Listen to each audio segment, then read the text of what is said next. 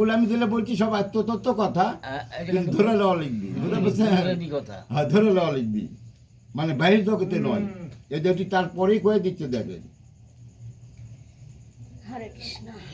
কাম ক্রোধ বেগ যে সহে আমারণ, সদা শোকে রহে সেই মুক্ত যোগীজন।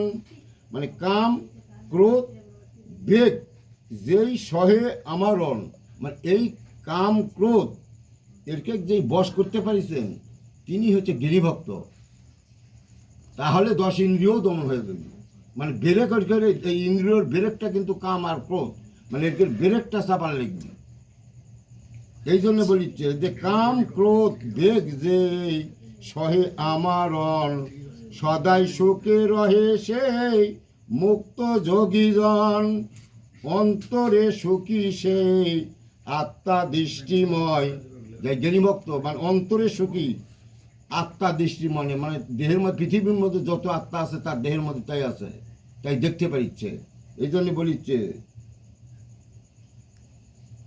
ব্রহ্মেতে নির্বাণ তার হয় সুনিশ্চয়, ক্ষীণ পাপ দ্বিধাহীন সর্বহিতে রত।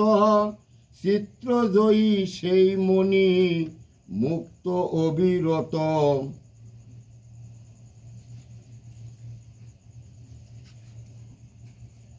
সর্বহিতে চিত্রজার সদাই বশীভূত, ইহ পরলোকে পায় নির্বাণ নিশ্চিত।